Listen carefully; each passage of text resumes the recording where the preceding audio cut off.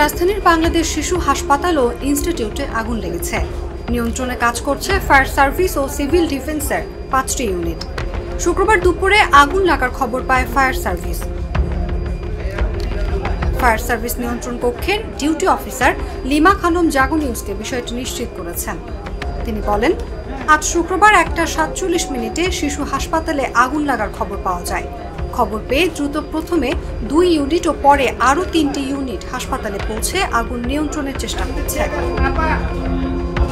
যে শিশু যারা ছিলেন এখানে ভেতরে তাদের সবাইকে নিরাপদ, এখানে এবং আশেপাশে যারা ছিলেন সবাইকেই নিরাপদ স্থানে নেওয়া সম্ভব হয়েছে এবং এক্সাক্ট সংখ্যাটা আপনাদেরকে পরবর্তীতে আপনারা জানতে পারবেন। সময়ের মধ্যে এখান থেকে বের করা সম্ভব হয়েছে এবং পরবর্তী তদন্তের সাপেক্ষে যদি অন্য কোনো কারণ এখানে আছে কিনা সেটা আইডেন্টিফাই। আমরা বেসিক্যালি এখানে যাতে আপনারা ফায়ার ব্রিগেড ঠিকমতো কাজ করতে পারে, যে কোনো ব্যাপারে নিরাপত্তা প্রদান সহ সার্বিক সহযোগিতার জন্য বেসিক্যালি আমাদের 4টা পার্টি আছে, আমরা কাজ করছি এবং আমাদের জানা মতো এখন পর্যন্ত কোনো ইনজুরি বা হতাহতের ঘটনা ঘটে নাই।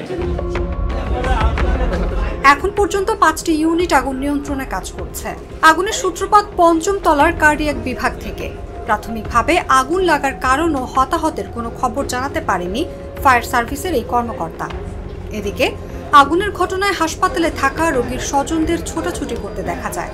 ফায়ার সার্ভিসের পাশাপাশি হাসপাতালে থাকা বাংলাদেশ আনসার বাহিনীর সদস্য ও স্বেচ্ছাসেবকরা আগুন নিয়ন্ত্রণের চেষ্টা চালিয়ে যাচ্ছেন।